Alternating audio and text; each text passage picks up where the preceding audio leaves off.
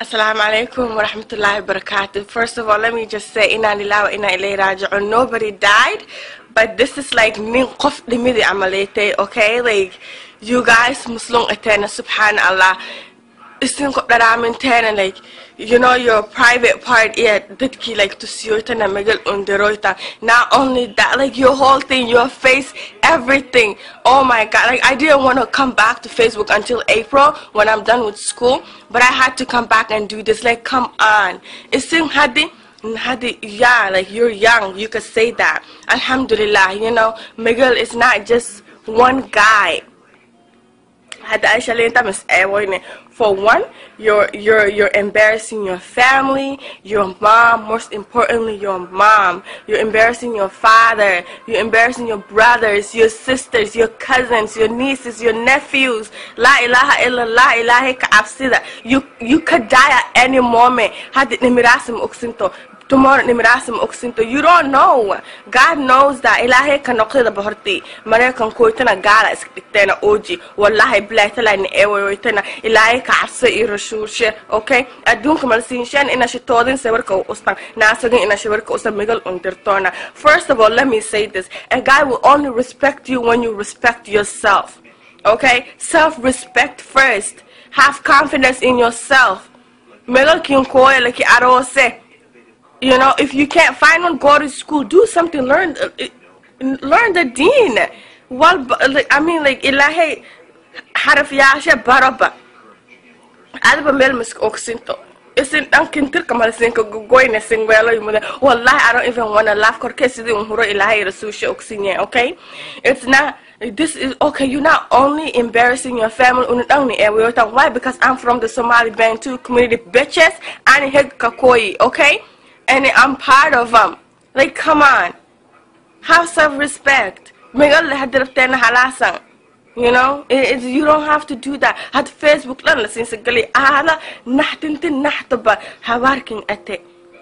that is like already hawar.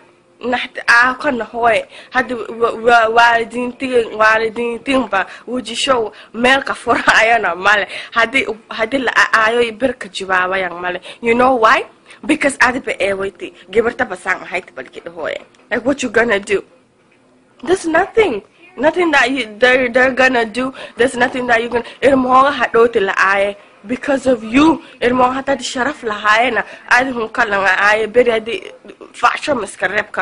Why? Because this is social media. Not like a save tomorrow he'll come your family can back up themselves because come on, my single like what happened? American chicken to your daughter, I mean it's the same thing. Chicken to your orange juice, your apple casinka ballad, you know, what is in bike at the midnight malarogo, or fufu rating is in Africa, fufu rating oxente, yeah. Calling it into Africa, listening to lessons a good way. I mean, that isn't, and not only that, like, come on. Listen, harash away, cooling in, listen, harash away. Because, doma de goitang. Like, come on. Please, Sintuga. Ilahi ka afsi, ilahi sindeyoe. Musul iskasi hiro sabar usote ilahi ki aragoe. Meaning, just sabar usote ilahi, that kalite alam ki aragoito. Okay, that's true. How come you nobody is seeing you but a big subhanahu wa ta'ala yusuki umidiki arago wali niyataki jatwali qalbiyaki jawala hatka fikroito oksinya. Please do not take this the wrong way, and I could care less if you take it the wrong way. Runtu wilka runtu unshakla day ilahi made at wilka ma awine like I aviyo. So this is an advice, and I don't give a fuck what you think. Think is in fikira.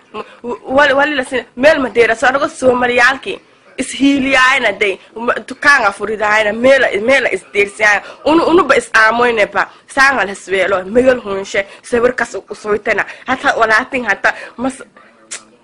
Oh my god, I swear to God, I'm not even kidding. Okay, this is not my real voice. I'm really upset. I'm hurt deep down. Iskashiha lakan iskashiha iskajera oji etena. Doma ega sona. na ala awog yaali warya ilaahay ba meel isina sinkasakay ma ogsinyo ma sheekalo aninkaas ilaahay la ogsinya but I hope you guys change because this is not gonna work. It's not even cool. Dabki hadi ising oo naar dhedheel mudoytan arawoyte just think about it. Dabki daar stofki daar, okay? Put it on high and I mean high. Waqti gayuda gacanta saar one finger bas le saar adi for like 2 seconds. What about dabki ilaahay sin diyaari? Can you guys handle that? I don't think so. So think twice. Think deeply. Then do the action. Because a guy would always ask you, what's it? But it's up to you to make that decision.